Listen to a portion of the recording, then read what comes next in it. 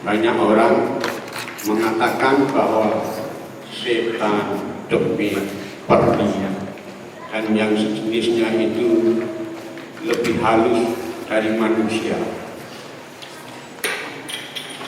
Artinya, mereka dapat melenyapkan diri dari mata kita. Tapi meskipun begitu, bukan berarti mereka lebih unggul dari manusia. Mereka tidak terbatas oleh ruang dan waktu.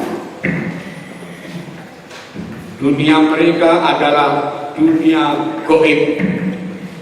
Di sanalah mereka berkuasa. Tetapi di dunia kita yang nyata ini, kitalah yang berkuasa, sebab Tuhan pun memang telah menguasakan kepada kita.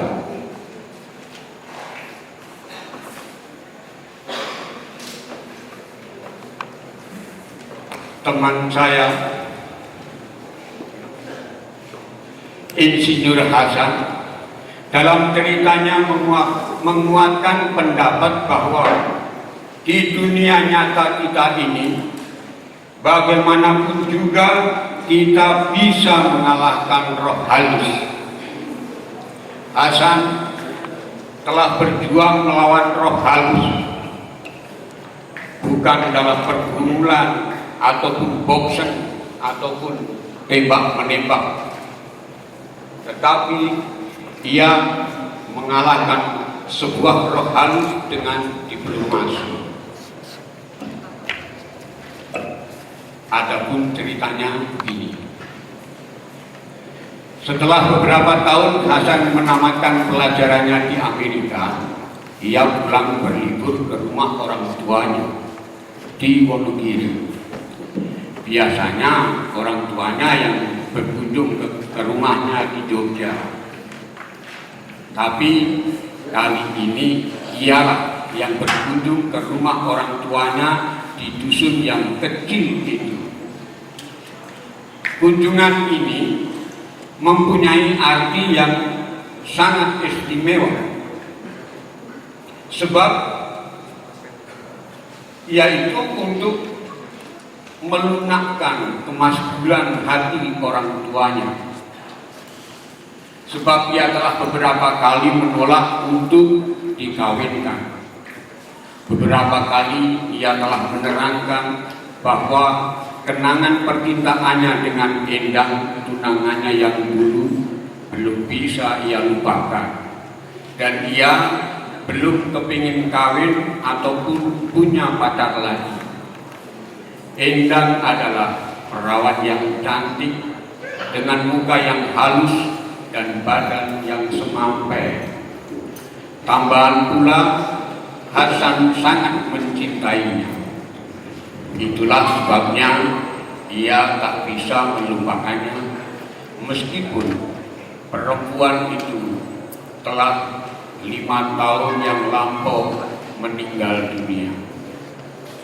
Perempuan itu meninggal dunia karena jatuh waktu mendaki sebuah puncak gunung batu yang bernama Gunung Gandum, yang terletak di tepi dusun yang kecil itu, yaitu ketika ia bersama teman-temannya pergi berpiknik. Kabarnya gadis itu beberapa jam saat sebelum kecelakaannya dengan penuh semangat bercerita tentang percintaannya dengan tunangannya Hasan. Ia ceritakan bagaimana ia sangat mencintai pemuda yang berbakat teknik, tapi pandai pula menulis surat percintaan itu. Seperti diceritakannya pula bagaimana ia mengalami ciuman yang pertamanya. Beberapa menit kemudian, setelah segala cerita itu, ia menginjak batu yang goyang, sehingga terjadilah kecelakaan yang meminta kurban jiwanya itu. Ia mati seketika itu juga karena pecah sudah belakang kepalanya. Barangkali ia mati dengan kepala masih menyimpan kenangan terhadap tunangannya. Dan banyaklah orang akan berkata bahwa cara matinya adalah sangat menyedihkan, seakan-akan ia tidak rela akan kematian, mati tanpa keikhlasan.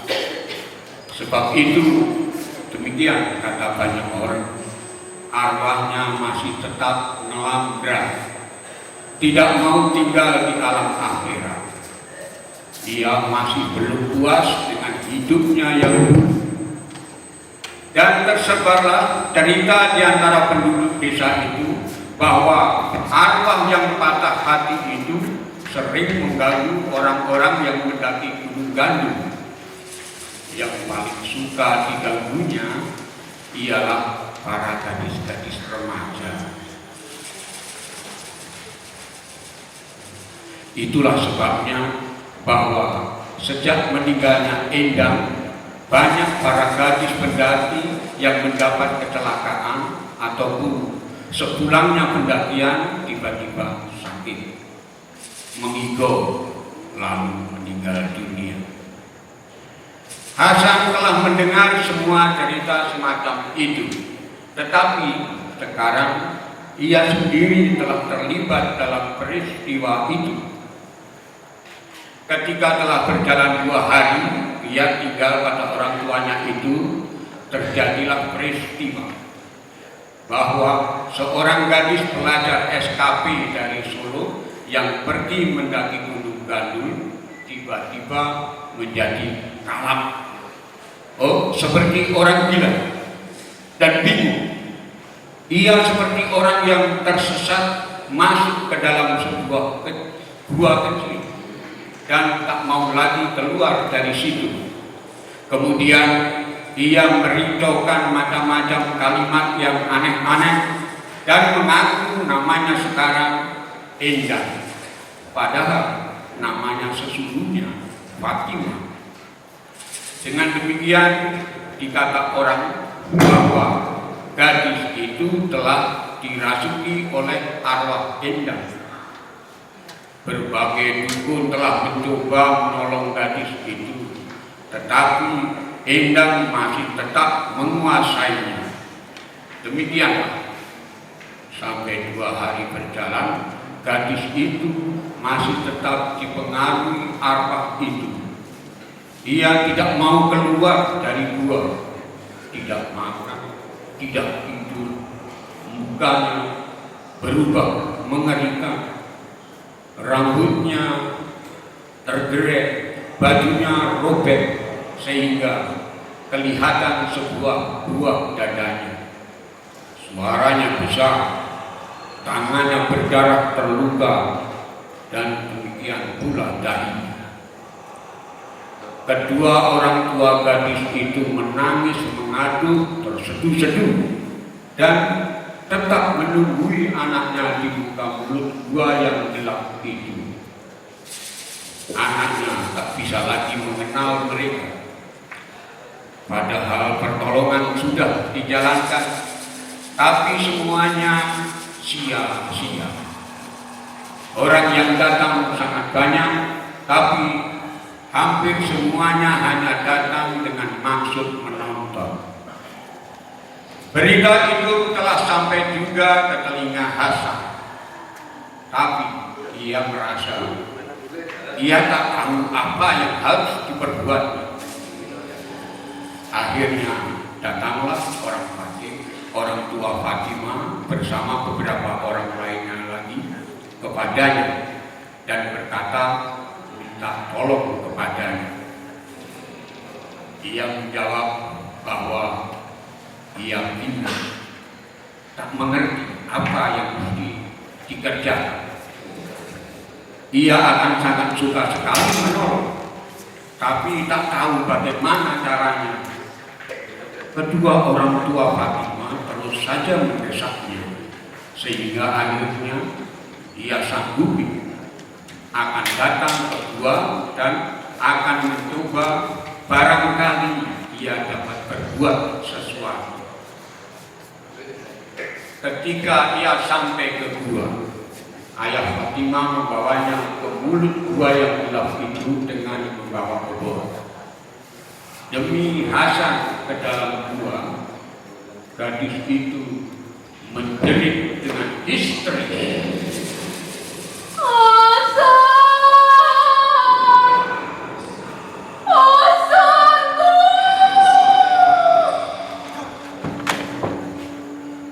Hasan terkejut dan berontak, dan ia membanting si gadis itu. Gadis itu meraung-raung dan memanggil-manggil nama Hasan.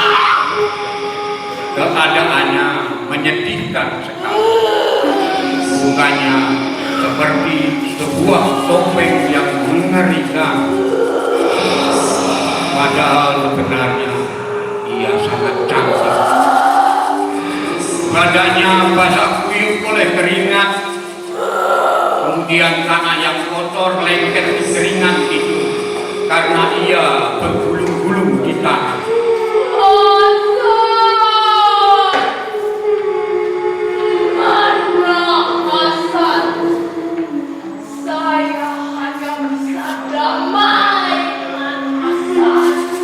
Hasan merasa kasihan kepada gadis itu. Sejenak ia mengira bahwa gadis itu gila, tapi itu tidak mungkin. Terang gadis itu kemasukan rohnya Indah, sebab ia memanggil-manggil namanya.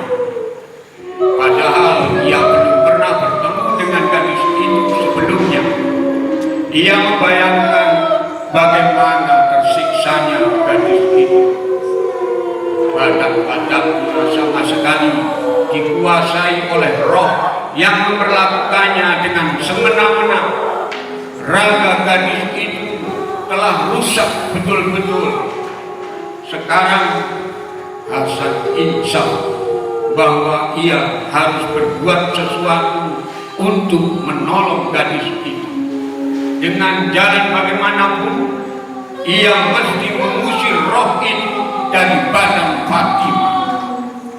Dengan segera ia memasuki gua itu.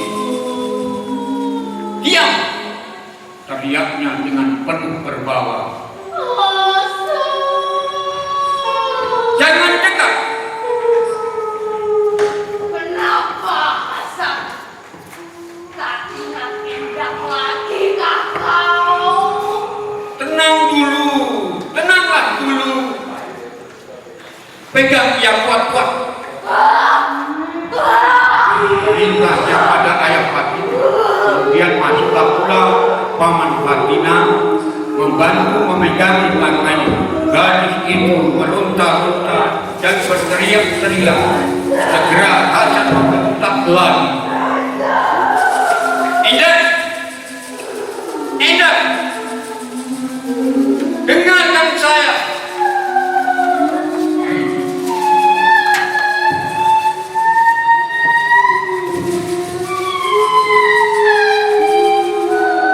Hasan memandangnya dengan tajam dan penuh dengan berbau. Kemudian berkata dengan tenang, siapa kau sebenarnya?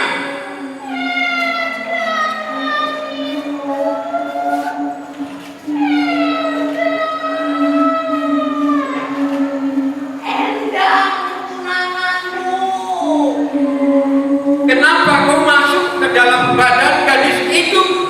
Sebab aku tak mau mati. Aku mati kecewa. Aku belum puas merasakan kehidupan. Ya, tapi kenapa lalu orang lain kau paksa, kau ajak menderita? Kau kejam, kau tak punya belas kasihan, kau hanya mementingkan dirimu sendiri.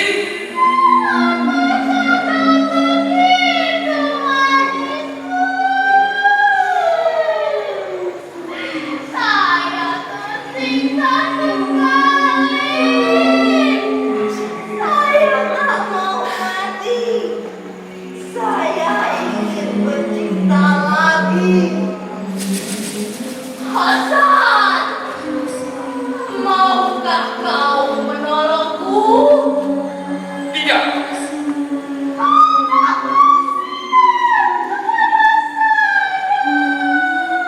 Ya, kasihan.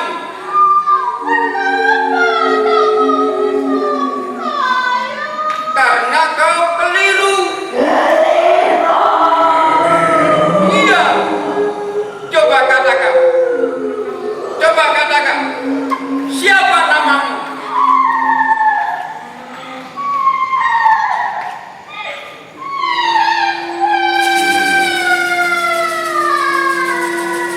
Kau dulu tunanganku. Kau pernah berpiknik dengan teman-temanmu naik gunung ini. Lalu apa yang terjadi?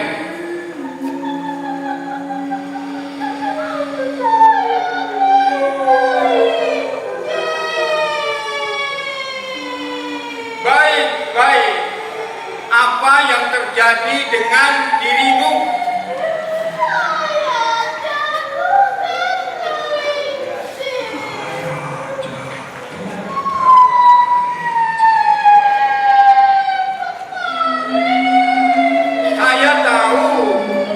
Saya tahu kau tergelincir.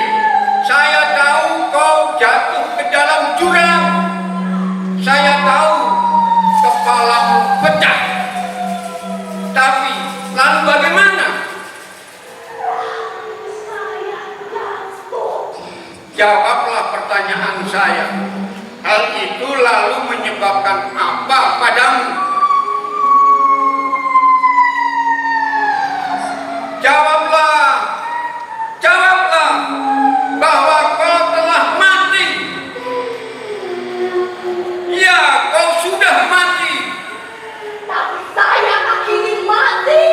Bukan kau yang menguasai hidup matimu.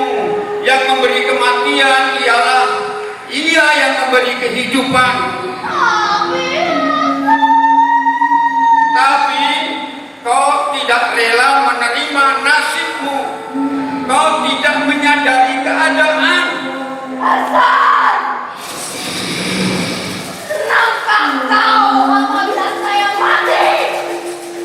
Tidak, tetapi saya menyadari keadaan. Saya sedih bahwa kau telah mati. Saya tak bisa melupakan kenangan percintaan kita. Itulah sebabnya saya tak mau kawin sampai sekarang. Tapi saya menyadari keadaan. Saya tak ingin berbuat di luar kodrat.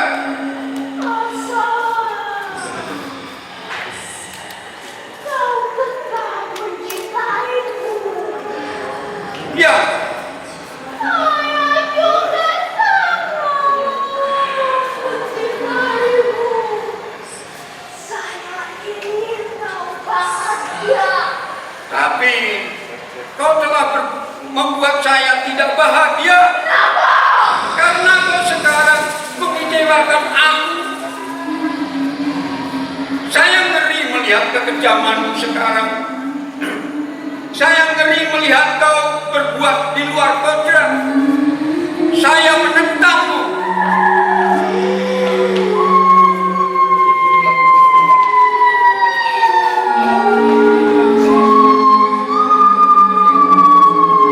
Tinggalkan badan gadis ini. Aku ini hidup. Aku ini melampiaskan kekecewaan. Tapi tidak begini caranya. Kau tidak adil. Apa kau tidak kasihan pada gadis ini? Apa kau tidak kasihan kepada saya? Kau belum juga mengerti. Kata dengan pandangan tajam. Tiba-tiba ia mengeluarkan pisau lipat yang berada di sakunya. Ia membuka pisau itu kemudian bertanya, "Kau masih ingat ibumu?" Ya, tentu saja.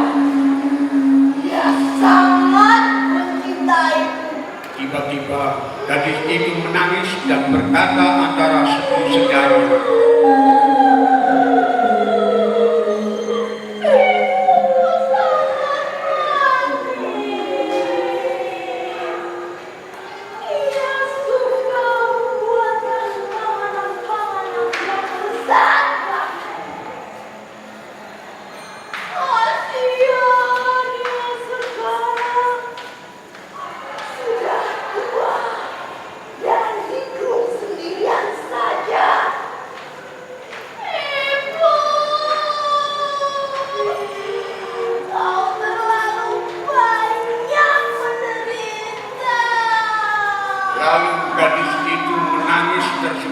terseduh-seduh.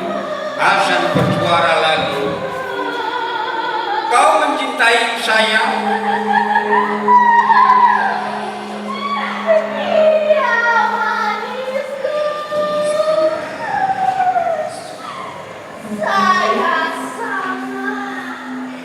sangat mencintaimu. Tiba-tiba Hasan mendekati ayah Fatimah dan memegang leher orang tua itu.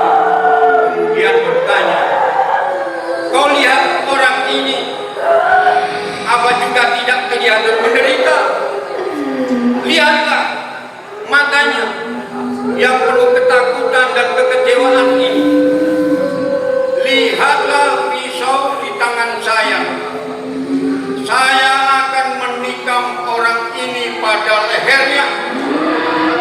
Ia akan mati dengan penuh kekecewaan dan penderitaan. Kemudian biarlah nanti arwahnya tidak merasa puas, dan biarlah arwahnya nanti mengikuti jejakmu untuk melampiaskan dendamnya. Biarlah ia nanti melampiaskan dendamnya dengan jalan masuk ke dalam tubuh ibumu dan tubuhku. Kau ingin seperti itu? Bisa kau bayangkan apa yang terjadi nanti pada ibumu dan pada kekasihmu?"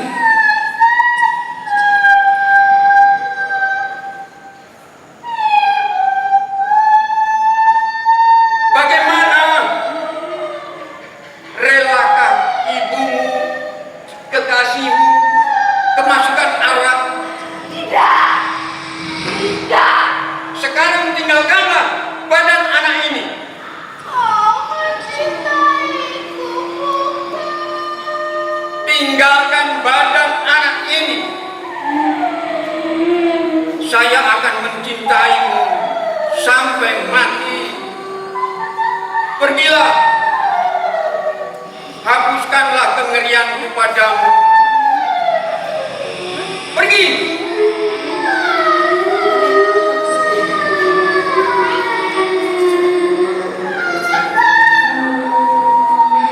Hasan menekankan pisaunya di leher ayah Fatimah. "Kau ingin arwah orang ini menyiksa ibumu dan kekasihmu?" Tidak.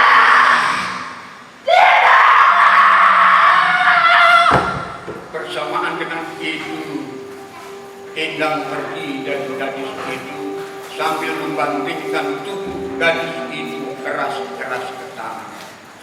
Gadis itu terkulai tak berdaya. Dia pingsan dan sesak nafasnya.